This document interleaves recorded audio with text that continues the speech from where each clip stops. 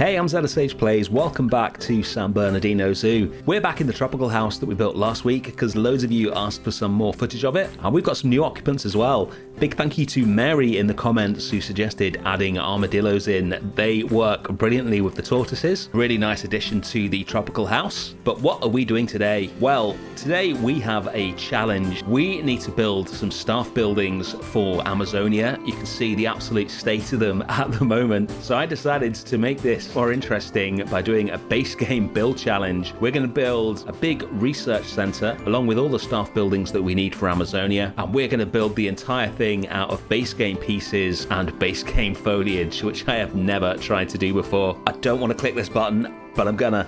So you'll know if you watch my channel that I build pretty much everything using the plaster pieces from the Africa pack, the metal and wood pieces from the Twilight pack, and the faux rocks and the decals from the Europe pack. So trying to build a whole big building using none of those and none of the other DLC pieces is going to be quite a challenge. And to make it even more of a challenge, I'm going to be recreating a real-life zoo research facility, the veterinary center at Nashville Zoo. Now, we're not going to be recreating the whole thing because that is absolutely massive, and I only need these buildings here and then some rooms for animals at the front. We're going to start with some of just the basic plaster pieces. So we've got all the staff buildings that we need in here. The staff room itself, we've got a workshop, a research center, and a keeper hut, because this needs to look after some of the animals on this side of Amazonia as well. And then we're going to start splitting it up into different rooms. So the way that we're going to do this is get the shape of the building in as quickly as possible, just using whichever base game pieces are the closest to what I'm looking for.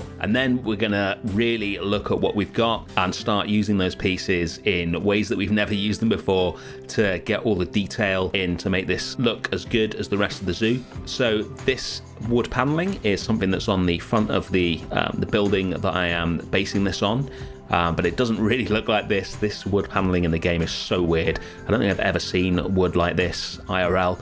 I'm not a fan of it, so we will be covering that up with a better option later. And the building has a couple of feature walls either side of the front door, basically a mixture of breeze blocks and wood, and again we'll make this look a lot more exciting later on in the video. So we'll put an archway in here, and we want the front door to stick out from the rest of the building to make it more interesting.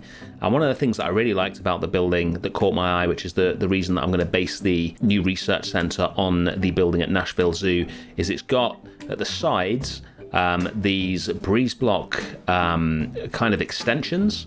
I don't really know what they're for, but they go way above the rest of the building on either side, and they just frame it really nicely. It's a really nice look. The real building actually extends out both sides from where we are here. It's a really huge complex. We don't need anything like that big in San Bernardino Zoo, so I'm going to make a little smaller version of it here. But we use these breeze block panels, and we're going to create these big towers that go either side of the front of the building. And then we're going to move on and start work on the roof. So for the roof, I've got a really specific look in mind. I'm going to have to use art pieces to build it with. I never ever use these things, but we need to get the look that I want. And basically I need the roof to be as thin as possible because it's going to have two layers and they slightly overlap the building underneath it like this. And I just couldn't find any pieces that did what I want, so we're going to have to use the art pieces, and the smaller the art piece, the thinner it is, so we can't use any of the big art pieces. We've got to use the smallest rectangle and then just copy it hundreds of times to create the roof. So let's get that done, and while I do it, I'll tell you why I'm doing this challenge. So why am I torturing myself like this? Since we started San Bernardino Zoo, I've been uploading a lot more builds to the workshop than I used to. Back when I did Tekton Zoo, I think I only uploaded, a handful of all the habitats in that zoo onto the workshop. And with San Bernardino, I really wanted to do more of that and get more builds onto the workshop as I was building them so that you guys could download them. And one of the things I've noticed is even when I just upload like Iguana Falls, which was basically two exhibit boxes stuck next to each other in a waterfall, it still needs people to have about 8 DLCs in order to be able to actually use them, which is pretty crazy. But all the detail pieces that I use are always DLC pieces, so it's kind of unavoidable with my normal builds. And what I really wanted to do is create something and then upload it to the workshop that everyone who wanted to download it actually would be able to. So there'd be no DLC pieces at all. I thought that would be really cool. and that's why I came up with this idea. I also thought a staff building was appropriate for that because everybody needs staff buildings, especially quite generic looking realistic ones like this. You know, everyone's zoo needs something like this. So I thought this would be a good build to do the challenge with. And speaking of the build, let's get back to it. One of the biggest challenges in Planet Zoo, regardless of whether you're only using base game pieces or not, is getting windows to look good, because all the in-game windows are sort of stuck on the outside of the building, and in real life windows are always recessed within the wall. So that's what we're going to do here.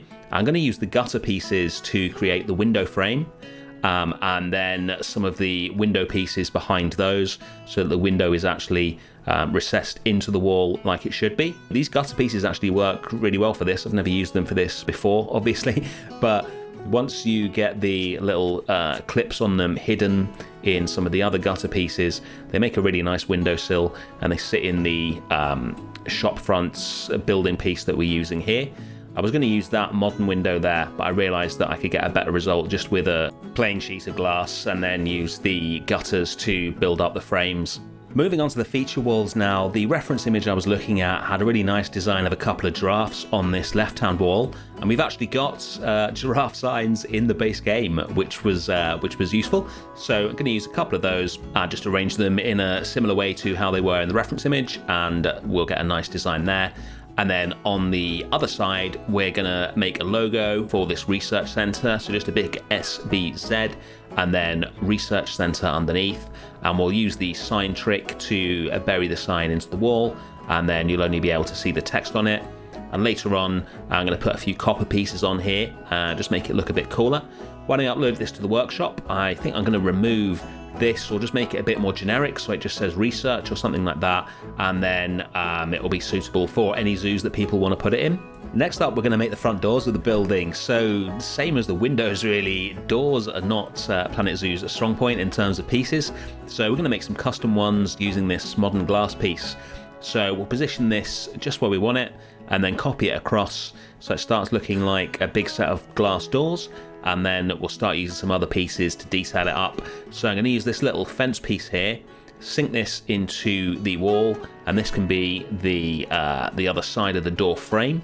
We'll copy a load of these across and just build the door frame out of it, and then we'll get these bracket pieces and use them to make the door handles. This is a little trick I discovered back when I was building Pomoto Wildlife Park, I think, and I use these a lot to make door handles. If you get one, just copy it and flip it so that it's on both sides of the door, and then put one on either side of the middle of the door. Really sort of sells the idea that there are door handles here. Okay, this is starting to shape up pretty nicely now. I think the front looks a little plain though, so I want to extend it out above the door and make the roof a bit more interesting. So we're just going to drop some more of these roof pieces in, and then we'll start working on some columns to hold that up. So I'm using these weird sort of girder brackets pieces. I don't really know what they are, some sort of construction material, but we're going to use a load of them, spin them around and copy them, and try and get a pretty interesting looking shape for the support for the doors. And then we're going to work on some lighting. So not many lights to choose from in the base game, but these ones, if you sink them in so you can only see the bottom part of them, look pretty cool. And then we're going to use one of the best pieces in the base game. This is basically what people used to build everything out of when the game first came out, the electrical switches. You can use these to build loads of stuff, and I want to work on these window ledges and bring them out a bit more. So with these pieces, they've got a nice curve on the end, they're flexi-color, and you put them really close together, they also make a perfectly straight line, so they're really versatile. So we're going to use that to finish off these windows, and I'm really happy with how they look now. And then we're going to use some billboards. So this is really useful for a base game build because obviously you can put whatever graphics you like on it. So I'm going to get one of the banners that we use throughout the zoo on here. And later on I'll get into Photoshop and put some new wording on it for this particular facility. But this straight away just makes it look more interesting. And we'll also put a TV screen on and have it vertical rather than horizontal, just so it's a bit more unusual. And we'll put some nice graphics on that as well. Then we're going to spin the roof round so it is at an angle. That always makes things look more interesting. And then finally, we can get rid of this awful wood. So what I discovered is at some point Frontier added the vertical wood pieces as panels, as well as the standard gridded building set. And obviously with them being off the grid, that means you can spin them round and make them horizontal, which makes them a whole lot more usable because wood on buildings always seems to be horizontal rather than vertical. So I'm going to cover up all of that wood with this panel here. Very pleased to discover these were in the base game. I had no idea they were there, but this is going to look a whole lot better once we've got this darker wood on here. There we go. And then we're going to use the piece that I've used in 3 episodes in a row now, the classic bronze statue plinth, to make these feature walls a lot more interesting. I wasn't happy with the breeze blocks. It's not the most attractive building material. It looks pretty cool in the towers on the side, but not for something like this. So I'm going to cover this up with the bronze, and then we'll move all the stuff on the wall forward so you can see it again. And we'll do the same thing on the other side as well. And if we can't use moss decals, then we'll have to use actual moss. So we're going to use a piece of moss here and just grunge up the bottom of the this little tower here. And then we're going to use some of the breeze block pieces. There's one trim piece which I hadn't noticed before, which is just a little brick like this. So we're going to place this all the way around the entire building so that we've got a base for it. I think buildings always sit better into the landscape if they've got some sort of trim or base that sticks out a bit further than the walls. So we'll put this all the way around the building. And there we go, the building's looking good now. Let's get something in front of it, like a little garden. So we'll make a planter with these plaster pieces and get it in the right position and then fill it with mulch. And once we've got all the mulch in there, then we can put some plants in like so. And there's some decking in the reference photo that I'm looking at, so we're going to put some of that in. I think this wood looks a lot better on the floor than it does on a wall. And then I think these planters are looking a bit basic, so I'm going to bring back my favourite piece, and this time we're going to use it to make a new planter. So put one here, get this at the right height so it's not poking through the soil, and then we'll copy it across to the other side, and then put them in a group and start spinning. And once we've spun them all the way around, we've got a really nice looking planter, much more interesting than the plaster that we had before. Onto the inside of the building. So with this being a research and veterinary centre, what I want to do is have different rooms for different purposes. So for this first large room, this is going to be a butterfly breeding centre for the tropical house. So I'm going to use the netting panels from the walkthrough exhibits, another recent addition to the base game pieces, to make little, I don't know what they're called actually, tanks, probably not the right word, but places where the chrysalis and caterpillars will be until they hatch out into butterflies and can be moved into the tropical house. We'll put a little log in there as well. I think that looks cool. We'll put a few of those around the room and then make a table, sort of almost like a surgical kind of table with these pieces just as a centerpiece for the room. This is the back of a door I think I'm using here. Sometimes you get some nice, you find some nice textures on the back of random pieces. Makes a pretty nice little table. If we just make some final adjustments, I think we'll be happy with that. And for the final room in the building, I'm going to let you guess what I'm making here. This is really going to stretch my skills at making things out of small pieces, especially when I can only use the base game ones. But for the final room, I want a room for baby animals.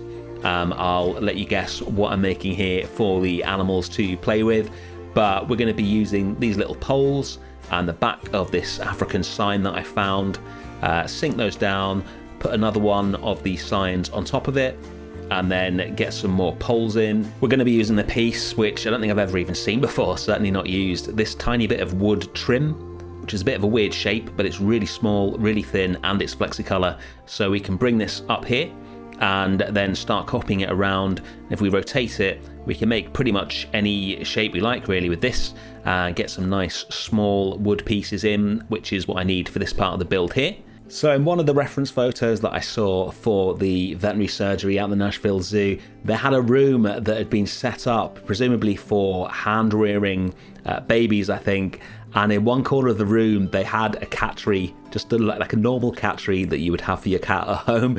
It was so cute. I presume they have, like baby lions or snow leopards or something like that there. So I decided to build one of those for one of the rooms here. So that is what we're building here. Doing my best with these pieces. This hole here should be circular and slightly larger, but this is as good as I could manage with the pieces in the base game, and I'm pretty happy with how this looks at the end. Once it's done, we're going to move it into the room, do a little bit of decorating in that room to make it look nice and clinical, but also with stuff for cats in it. And then we are done with this build. Actually, there's just one more thing I want to add, which is one of the bits of rope with a toy on the end that cats love to chase. So I've got one of the new pieces of rope they just added into the base game with the tropical pack, and then we're going to use the recolorable egg to make the little ball on the end that they're going to chase. And then we can take a look at the finished research center. I'm pretty proud of this, I gotta say. Considering the limitations of this build and the small amount of pieces that we had to work with, I'm really happy with how this is looking. You can see a little cat tree in there, and here's the whole thing. It's pretty close to the reference image that I had, or the midsection of it anyway. We've got a little walkthrough exhibit at the back that I can use for researching any more walkthrough animals. This will be up on the workshop as you watch this. Thank you so much for watching as always, and I'll see you again soon. Bye.